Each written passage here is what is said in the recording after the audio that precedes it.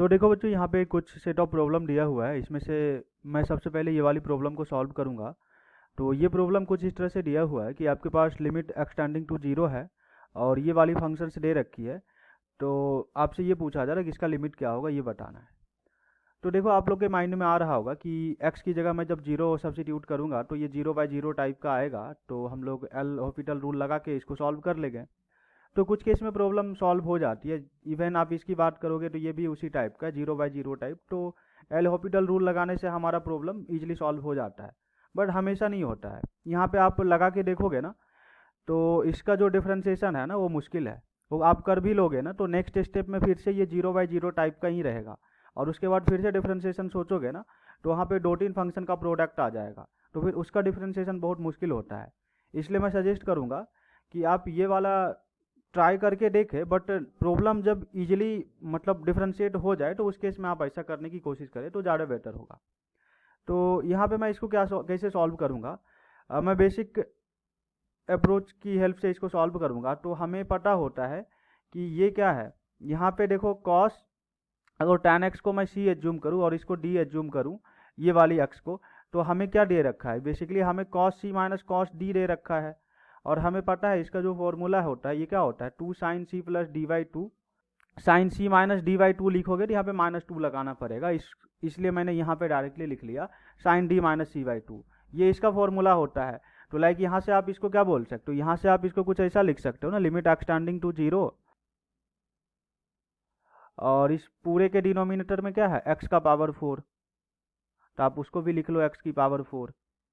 But यहाँ पे आपको एक चीज़ पता होगा कि जब कभी भी हमारा ऐसा कुछ रहता है लिमिट, मान लो यहाँ पे डब्बा और ये टेंडिंग टू जीरो, और यहाँ पे मान लो कुछ ऐसा रहता था, साइन एक डब्बा और यहाँ पे ये डब्बा, ये दोनों डब्बा सेम वैल्यू को अप्रोच करता है, मतलब जीरो को अप्रोच करता है, तो उस केस में इसका आंसर 1 हो जाता है। तो यहाँ पे जब हम लोग देखेंगे ना ये वाली पार्ट को, तो अगर यहाँ पे मैं जीरो रखता हूँ ना तो ये जीरो को अप्रोच करता है। तो लाइक यहाँ भी अगर मैं सेम चीज़ से मल्टीप्लाई कर दूँ, x plus tan x divide by 2, और इसके लिए मैं क्या लिखूँगा, x माइनस tan x और डिवाइड बाई 2, तो ये दोनों भी 0 के अप्रोच करेगा, मतलब इसका आंसर क्या आ जाएगा, इस पार्ट का 1 आ जाएगा। बट यहाँ पे एक्स्ट्रा में ये टर्म आ जाएगा ना।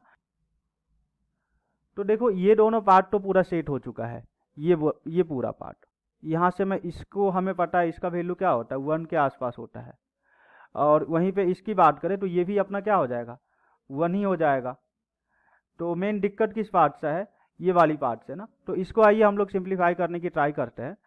तो इसको हम लोग क्या लिख सकते हैं ना, देखो हमें पता है कि tan x का जो एक्सपेंशन होता है ना, ये कुछ ऐसा हो जाता है, ये x प्लस x³ बाई 3 होता है, और अगला जो टर्म होता है ये 2/15 x की पावर 5 होता है, और इसी तरह से ये चलते जाता है।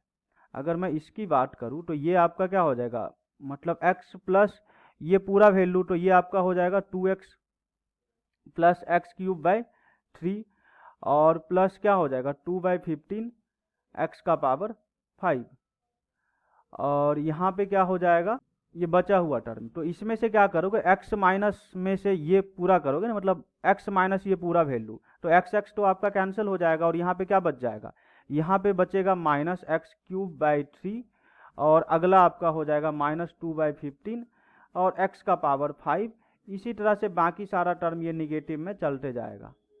तो लाइक यहाँ से अगर मैं इन दोनों का प्रोडक्ट लिखने की कोशिश करूँ ना, तो ये क्या हो जाएगा, अगर इस 2x से इसमें मल्टीप्लाई करोगे तो यहाँ से क्या आ जाएगा, -2x का पावर क्यूब इंटू x, बोले तो -2x का पावर 4 डिवाइड बाई 3, और इसके बाद जब इसका मल्टीप्लिकेशन ये सारे टर्म से होगा ना तो हाइयर पावर बचेगा ना, मतलब उसमें x का पावर 4 से ज़्यादा ही होगा। मैं 4 तक क्यों ले रहा हूँ, क्योंकि यहाँ पे आप देखोगे ना x का पावर 4 ही है, तो ये 4 पावर वाला कैंसिल हो जाएगा, और इसका वाला जो पार्ट होगा ना बचा हुआ हाइयर पावर ऑफ x, वो सब क्या हो जाएगा, 0 हो जाएगा।